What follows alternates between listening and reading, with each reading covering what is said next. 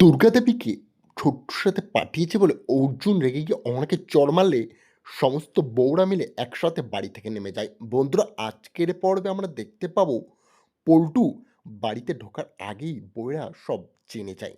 সে জানতে পারে দুর্গাদেবীকে বাসে তুলে তারা চলে এসছে। পেছন থেকেই বউগুলো সেই মুহূর্তে বাড়িতে ঢুকছে। তখন অহনা বলে, খুব সাবধান, রাক্ষস সব জেনে গেছে, তাই আমাদেরকে খুব বুঝে শুনে পদক্ষেপ নিতে হবে।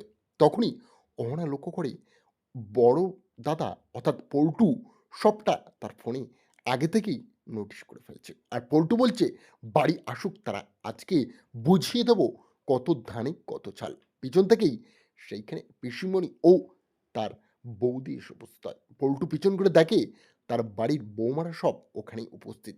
পল্টু বলে, তোমার কি করে সাহস হলো আমাদের বাড়ির মেন লোককে তোমরা বাসে তুলে দিয়ে আসলে?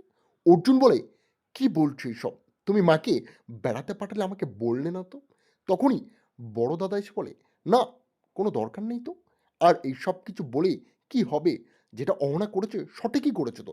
আমাদের কাছে টাকা নেই, আমরা পারিনি। অহনা নিজের গহনা বেচে সে আমাকে বেড়াতে নিয়ে গিয়েছে, এটা তো সুখবর। আর সে যে পদক্ষেপটা নেয় আমি বিশ্বাস করি সে ভুল কিছু করে না। অহনাকে বাড়ির কিছু লোক তাকে সাপোর্টও করে। পল্টু বলে, মুখ সামলে, তুমি যে কাজটা করেছো জানো?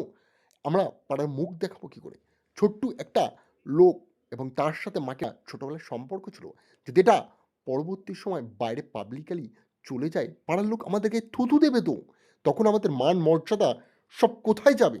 তখনই সেখানে টুকুন দাদা বলে, এত বড় বাজে কথা বলতে নেই। তিনি বেড়াতে গিয়েছে। আর সঙ্গে, সঙ্গে পল্টুদা ঘাড় ধাক্কা দিয়ে বাড়ির বউগুলোকে বাইরে বার করে দেয়।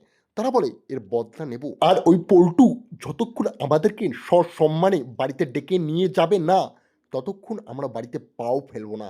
দেখুক